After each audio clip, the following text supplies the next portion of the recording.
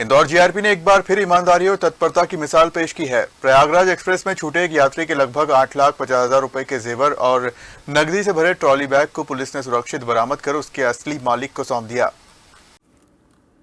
GRP police के अनुसार train क्रमांक 14,116 प्रयागराज एक्सप्रेस के कोच S2 में सफर कर रहे यात्री मुकेश कुमार प्रजापत का एक ब्लू रंग का ट्रॉली बैग और एक अन्य बैग यात्रा के दौरान बर्थ पर छूट गया था। घटना की सूचना मिलते ही जीआरपी चौकी डॉक्टर अंबेडकर नगर महू की टीम सक्रिय हुई। चौकी प्रभारी सहायक उप निरीक्षक विंसेंट चंपावत के नेतृत्व में टीम ने महू स्टेशन पर ट्रेन को अटेंड किया और दोनों बैग सुरक्षित बरामद कर लिए। बैग की जांच में लगभग 57 ग्राम सोने के जेवरात, नकदी और अन्य सामान मिला।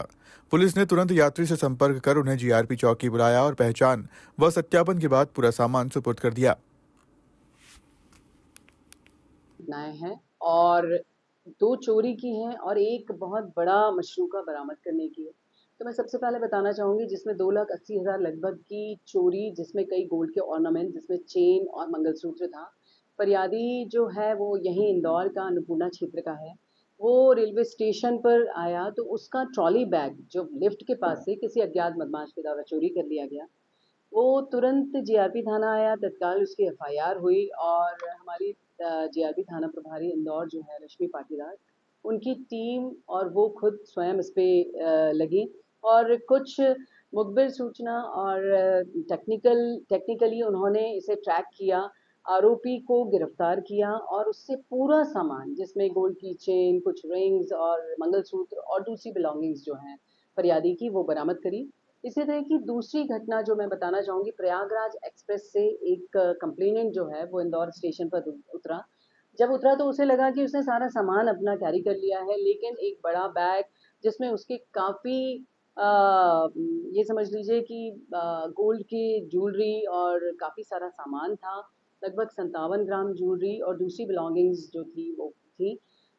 उसने तुरंत बताया तो हमारी जीआरपी जो टीम है उन्होंने संज्ञान लेते हुए तुरंत सब इंस्पेक्टर निनामा जो हैं उन्होंने चौकी महू को बताया। महू में जो प्रभारी है विंसेंट, वो अपनी टीम के साथ तुरंत तत्काल बिना एक पल गवाए प्रयागराज एक्सप्रेस जो तुरंत ही प्लेटफॉर्म पे लगी थी वहाँ पहुँचे और उन्होंने उस संबंधित जो वहाँ पर तलाश किया उन्होंने। S3 समथिंग में उनका बैग उन्हें सही सलामत मिला और उन्होंने फरियादी से वो पूरा बैग चेक करवाया, उसका एक-एक सामान उसमें मिल गया। हो सकता है कुछ पल की भी देर होती तो ज़रूर कोई ना कोई अज्ञात बदमाश उस ट्रॉली बैग को ले जाता और फिर काफ़ी परेशानी का सामना करना पड़ता, लेकिन त्वरित कार्यवाही से उसे पूरा अपना 8,50,000 का पूरा सामान उसे फरियादी को प्राप्त हुआ। वो काफ़ी खुश था।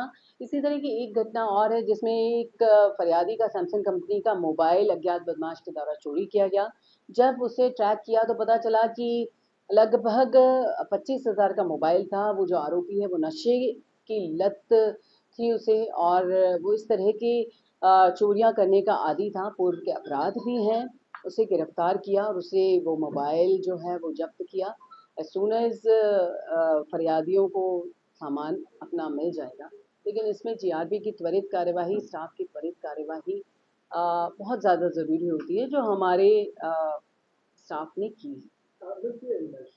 नशा देकर यात्रियों को नशा देकर नहीं, चोरी करते थे या फिर क्या नहीं, ऐसा नहीं है। वो खुद नशे का आदी है और इस तरह से जैसे कभी अपना चार्जिंग पे फ़ोन लगे रहते हैं या पिट्ठू बैग किसी का पड़ा है, व्यक्ति उसमें रख देता है, इस तरह की चोरियाँ वो करता है।